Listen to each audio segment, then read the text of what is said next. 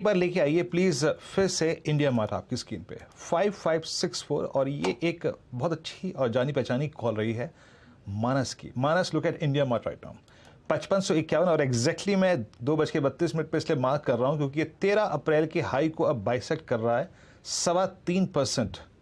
हालांकि stock mark करने के लिए मेरे पास एक और था and that was Cummins, but अभी एक बार जरा इंडिया मार्ट पे अपना टेक दीजिएगा डे हाई पर और उस कैंडल को क्रॉस करता हुआ। और ये 7 फरवरी की बात, यानी टेक्निकली स्पीकिंग 14 महीने का ब्रेकआउट है। मानस, कैसे चेज करेंगे आप इसको? कोई ऑप्शन या फिर फ्यूचर्स पे आपका टेक?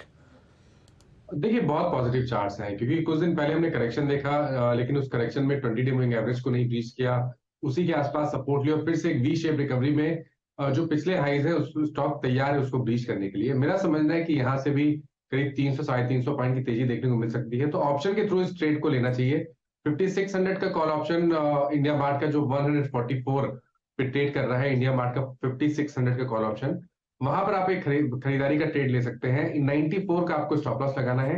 50 रुपए का रिस्क जरूर है, लेकिन मेरा समझना यह है कि इस ऑप्शन के भाव आपको 250 से 275 की रेंज में देखने को मिल सकते हैं। तो ये इंडिया मार्ट में एक बहुत बड़ा मूव देखने को मिल रहा है। अच्छा, इस बीच निफ्टी बैंक आपकी स्क्रीन पर लेकर आते हैं क्योंकि ये इंडेक्स जो लार्जली निफ्टी और मिड कैप इंडेक्स के सामने थोड़ा सा थोड़े से पीछे था, अब 200 पॉइंट से ज्यादा का इजाफा, आधे % के गेन्स।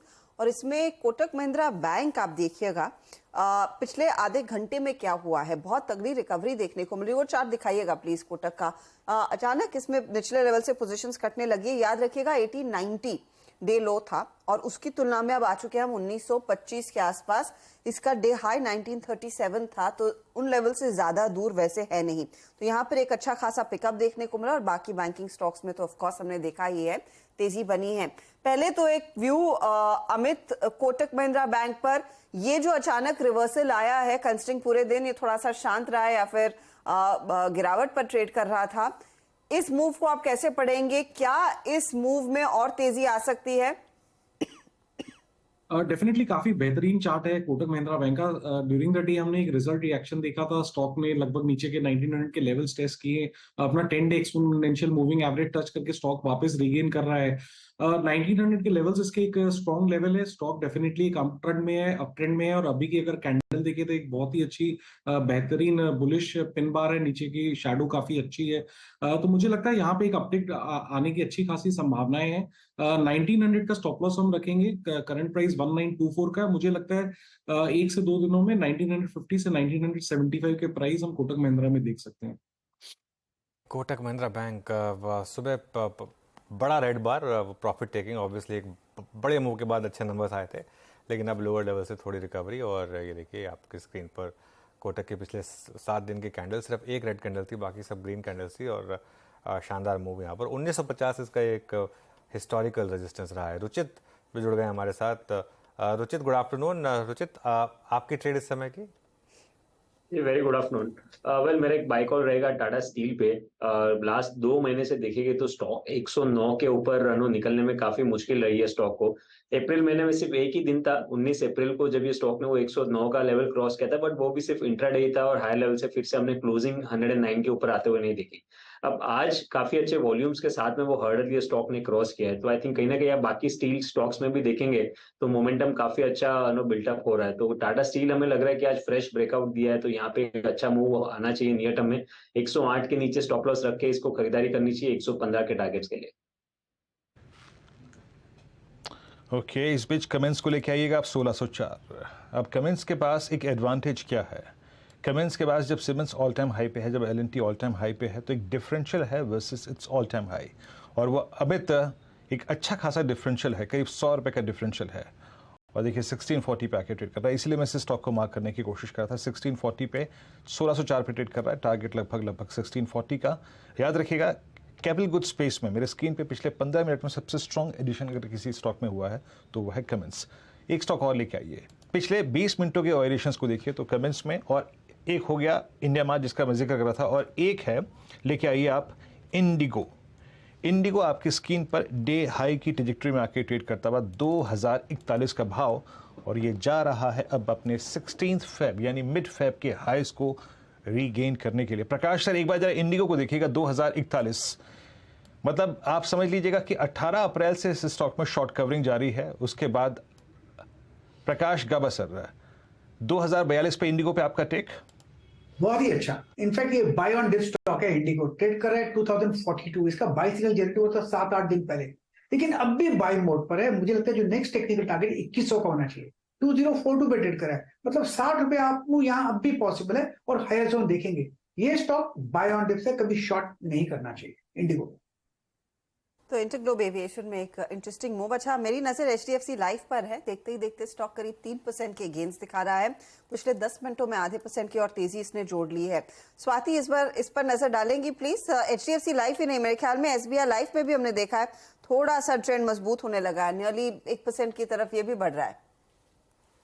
डेफिनेटली दोनों काउंटर्स काफी स्ट्रांग है, बट एचडीएफसी लाइफ मुझे लगता है काफी स्ट्रांगली प्लेस्ड है ऑन द टेक्निकल पार्ट, क्योंकि 20 डीएमए के ऊपर का काफी अच्छा उसने एक सपोर्ट लेके बाउंस बैक रैली है। आज इस तरफ से ओपन लो उसने देखा है हम लोगों ने, वहां से ये pull back rally positive strength intact है कंपेयर टू एसबीआई लाइफ। मुझे लगता है एचडीएफसी बैंक में काफी स्ट्रांग पोटेंशियल है वापस 560 टू 570 के लेवल्स टेस्ट करने की, where as the support is placed at 525। तो जिनके पास भी लॉन्ग पोजीशन हो डेफिनेटली होल्ड ऑन रखना चाहिए 560 के टारगेट के लिए with stop loss of 525।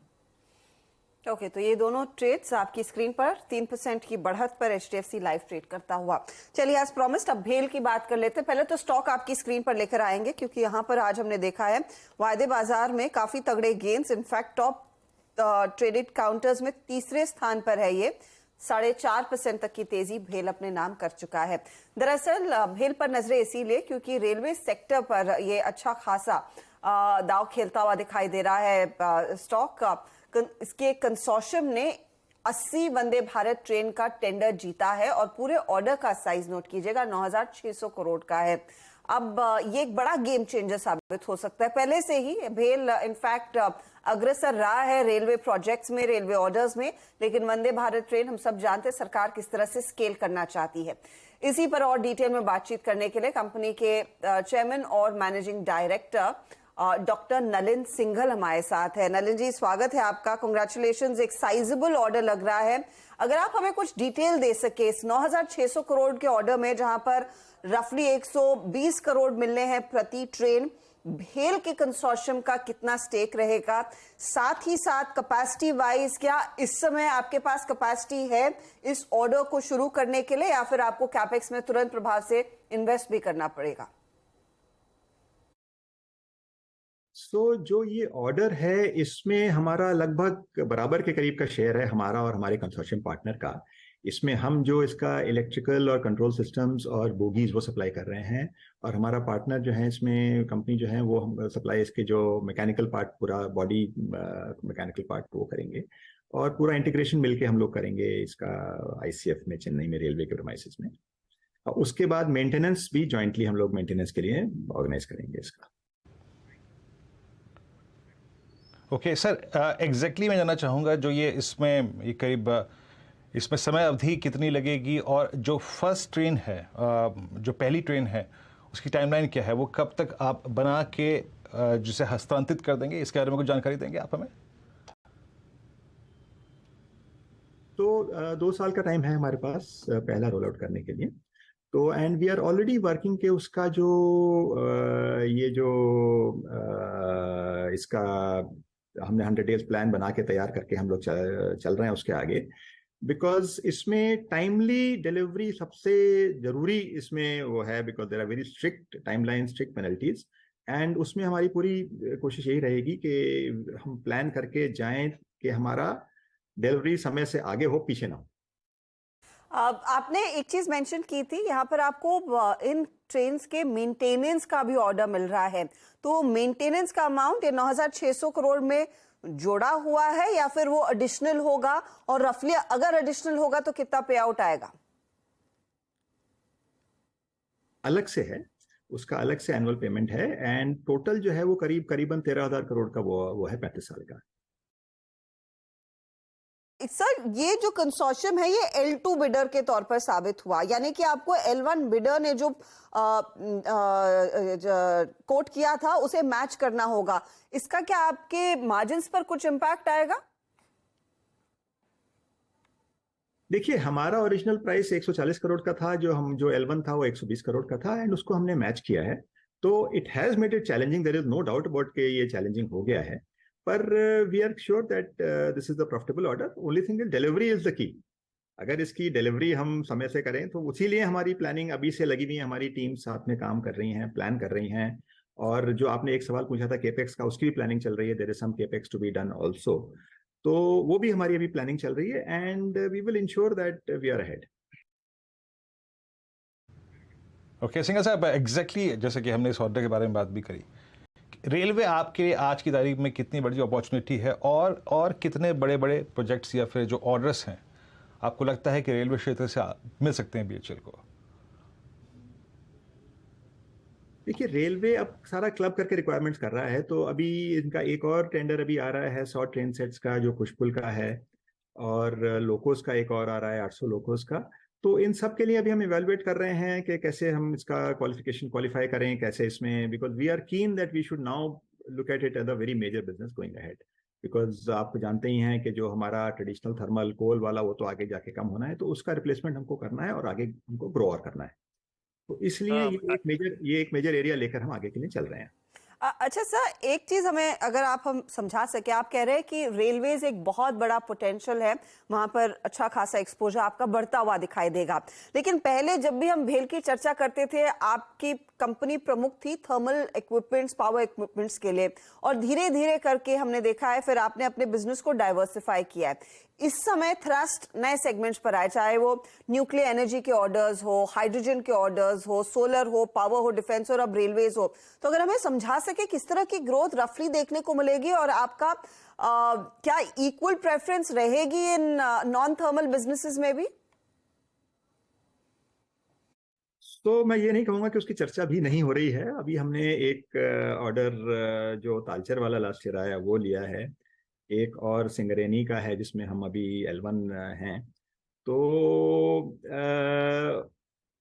And हो क्या रहा है कि जो बीच में जैसे 2 से 3 साल तक, 3 साल के करीब बिल्कुल थर्मल में ऑर्डरिंग नहीं हुई, और अब फिर से अगले 4-5 साल में हम एक्सपेक्ट करते हैं काफी सारी ऑर्डरिंग होगी थर्मल में भी। सो ये एरिया इंपॉर्टेंट हमारे लिए रहेगा ही रहेगा। साथ साथ हमारा कोशिश ये है कि देखिए, लॉन्ग टर्म प्रोस्पेक्ट्स अगर आप देखें तो कोयला भी हम सब जानते हैं कि अगर ग्लोबल स्केल पे आप देखो तो सस्टेनेबिलिटी इश्यूज आ रहे हैं, तो उसका सब देखते हुए कोयला तो खत्म हो, कोयले का thermal power is going to go down. Now हमको, we are a engineering company.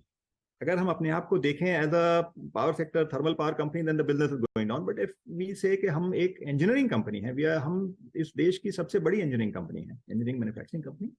So from that perspective जो हमारी कैपेबिलिटीज हैं इंजीनियरिंग, डिजाइन, मैन्युफैक्चरिंग, उस पर फोकस करके there is a huge market ahead. तो इसीलिए हम ये देख रहे हैं कि धीरे धीरे हमारा जो उधर का बिजनेस है, रेलवे का, न्यूक्लियर साइड का, डिफेंस का, एरोस्पेस का, इन बिजनेसेस को हम ग्रो करने में लगे हुए हैं। तो ओवर अ पीरियड अभी हमारा जो नेक्स्ट टारगेट है वो ये है कि 50-50 हमारा शेयर आ जाए, 50% from thermal and 50% from the non thermal. और धीरे धीरे उसके आगे फिर that will further improve on the other side, because thermal in any case are going to decline ultimately. नहीं तो सिंघल साहब, जैसे कि एग्जैक्टली आपने कहा कि 50-50 है अभी, मतलब न्यू बिजनेसेस और 50%